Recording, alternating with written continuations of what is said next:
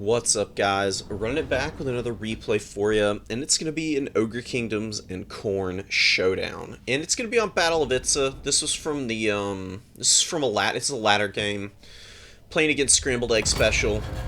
We had played one before this. Do not fear it was your on demise, for our master rewards those who fight in loyalty to him. Sorry, I don't want to talk over Valkia, but it was a game on Death's Pass.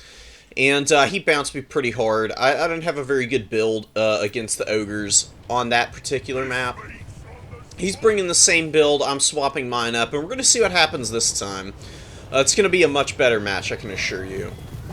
The other one was very much not worth talking about. I've got Minotaurs of Khorne hiding in the trees here. Two of those guys, they're really solid in this matchup. They out-trade the Maneater Great Weapons pretty hard, actually, on the charge at least.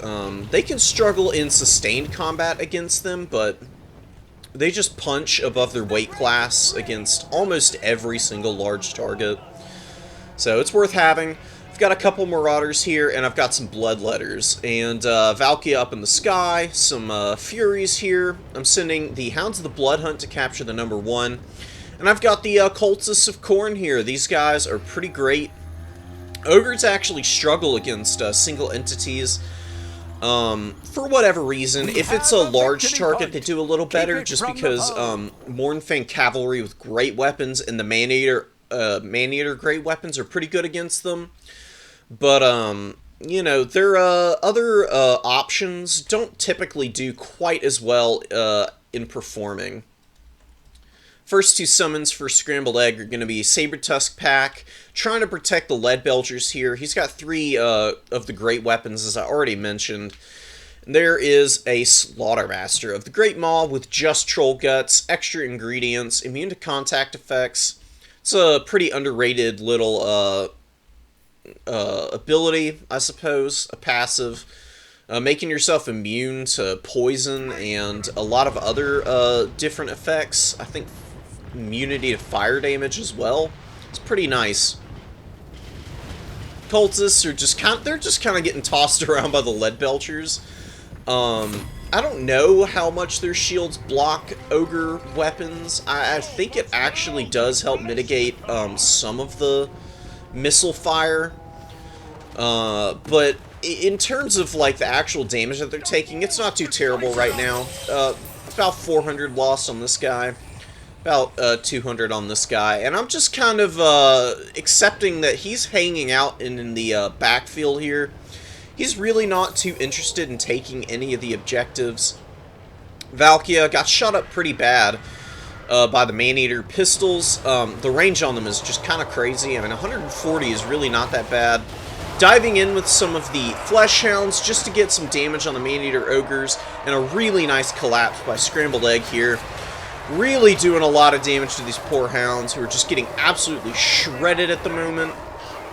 Getting about 300 value before they're going to go down here probably, which isn't too terrible. And it has rampaged one of the Saber-Tusk packs while I collapse in here with the rest of my forces. And I'm going to start trying to do some good damage here. Really important to peel the faster units on the Ogre roster. They're pretty quick in general, but just dealing with the Saber-Tusk packs is going to be a nice boon for me. Furies take a little bit of damage, and the Hounds do dissipate their demonic energies, not quite able to sustain them in this pretty brutal fight here. Just a little too many opponents and targets collapsing on top of them. Hounds of the Blood Hunt getting rear charged here, lapsing my micro. I mean, I'm just so close in against his spawn point. They just jumped out here, and I do run away as quickly as possible. I'm going to collapse on the rear of this Saber-Tusk with the Furies, and then get a good rear charge here in a moment with the Hounds of the Blood Hunt, while the Cultists are going all the way into the back line. I mean, completely surrounded at this point. Furies jumping on top of the Lead Belchers, forcing them to move is just as important as actually killing them. And I've got some of my Minotaurs finally coming back out here to do some damage, while these Furies doing a good job of cleaning up those Saber-Tusk pack. How's the Bloodhunt actually not doing anything there? All Furies, man, they're just so good. Doing great work against those Saber Tusks. These Furies back here, they are absolutely hounding this unit of Lead Belchers. Another Fury unit here, getting beat up pretty bad on the retreat, but they've done their work. They've killed a Saber Tusk pack. They're chasing down and doing a lot of damage to these Lead Belchers. And some Crushers coming in from Scrambled Egg to try and rally in here and deal with the Minotaurs, who are really starting to rack up some good value. They're beating up on a couple of the Gnoblars here. They've done some damage to these Maneater Great Weapons, who are actually a little out of position. I've got Valkia and the Cultist on top of these guys, collapsing in with the Minotaurs now. And these guys are not going to be long for this world, despite getting Troll Guts, which is a great heal. But in terms of its heal potential in a burst, it's not that great. I mean, it's a much better heal than like Invo, just because it lasts so long. But it's not like Fleshy Abundance where you're getting 1.6% heal per second. It's just the typical 0.8, which drags out the healing potential over time. You can actually still kill stuff pretty effectively if you're fighting against those types of targeted heals. Bloodletter Summon, killing off a Gnoblar unit, which is actually a pretty good use for this. Gnoblars are very important for the Ogre Kingdoms because these guys, these Ogres, operate a lot better when they're standing on top of these little bastards. So killing them is proving to be pretty effective for me. I am at a bit of a value deficit, and there has been some healing going down across the battlefield so far from the Ogres. And right now, just trying to maintain my hold on these objectives. I've got some Flesh Hounds in reserve back here. They'll be getting in this fight very shortly. But I don't want to clog up the battlefield over here too much. I'm doing a pretty good job of removing the Gnoblars and dealing with Saber Tusk packs pretty effectively. So the last thing I want is to have a full engagement where I've got no room to kind of get into the backfield here. And I'm going to be gearing up for that shortly. The Lead Belchers, they have gotten free. The Maneater Pistols, they're just pounding away, man. Doing great damage. Absolutely smacking up a lot of my units. But these Lead Belchers, they haven't gotten crazy value. They're pretty beat up right now. And I've got 2 Fury units that are pretty healthy. Gearing up for a dive. This unit that's at full health, going right in on top of these Lead Belchers here. And they're going to actually shred them pretty quickly. Furies have great melee attack, and they can certainly get around that pretty paltry 26 melee defense. You can see how quickly they're chipping down these guys. Back in the main fight, it's really just a gigantic blob at this point. Maneater Pistols diving in to try and save their brethren here and help out the Crushers, who are getting beat up pretty badly by Valkia.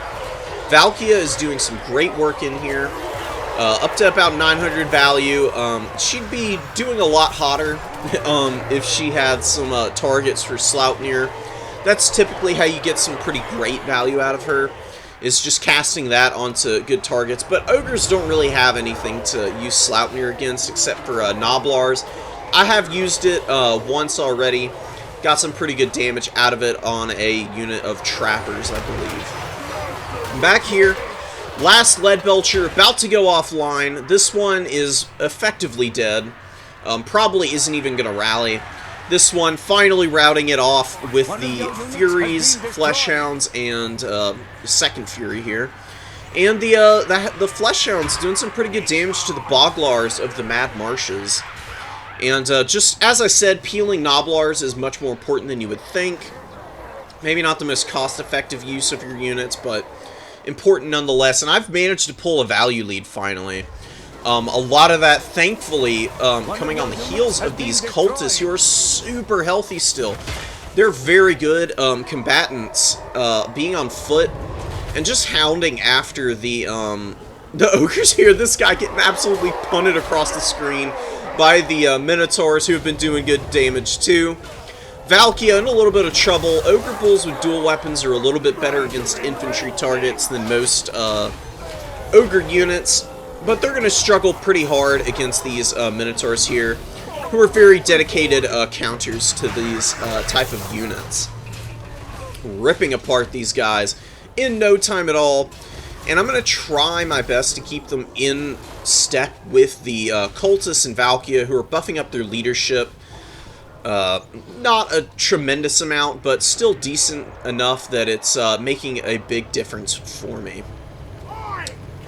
Furies and Fleshhounds kind of getting trapped up on the routing Boglars, who got compressed into like a tuna can sized unit.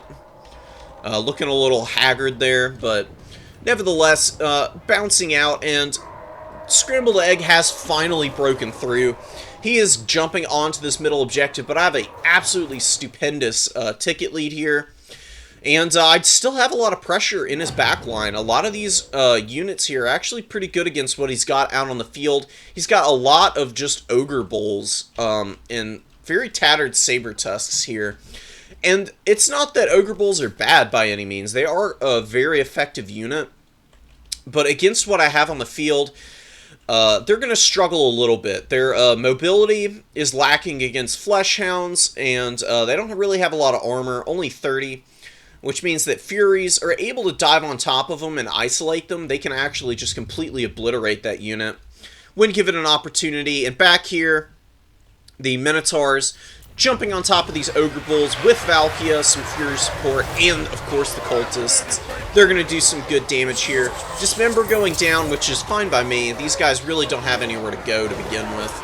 They can just stick in here and do whatever damage they can.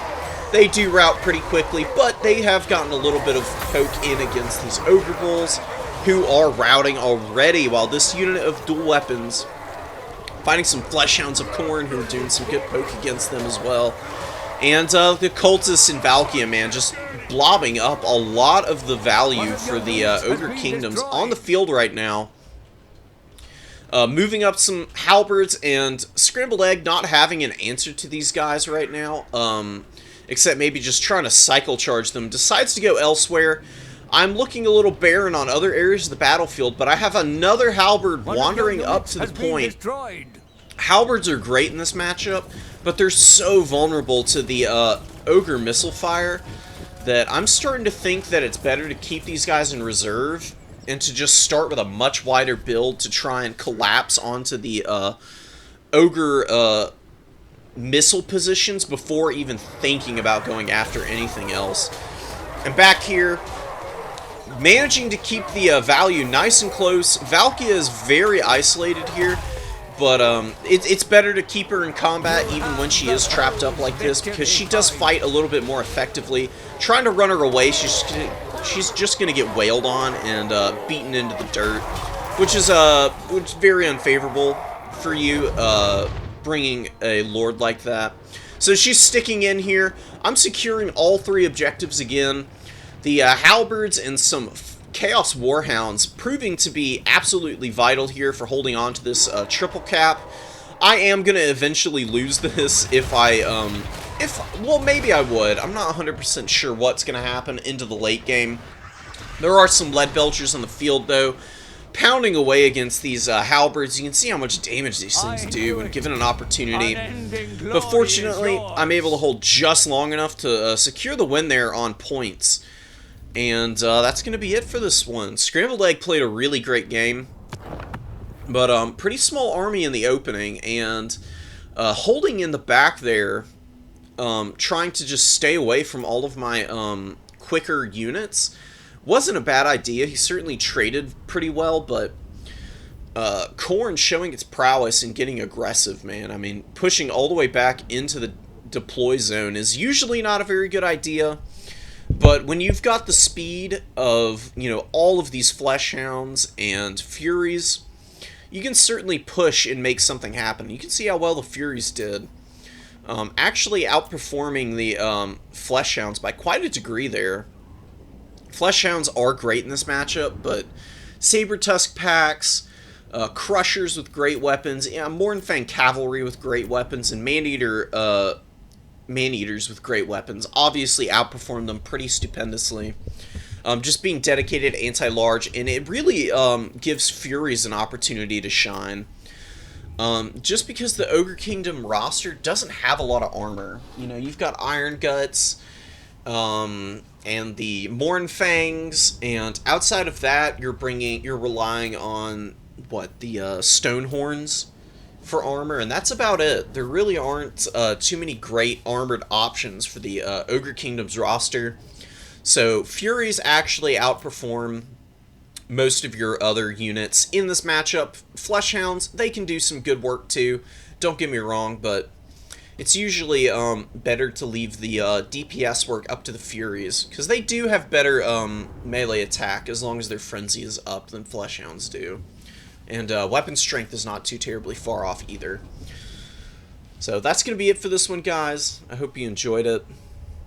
I'll see y'all later. GG's. Peace.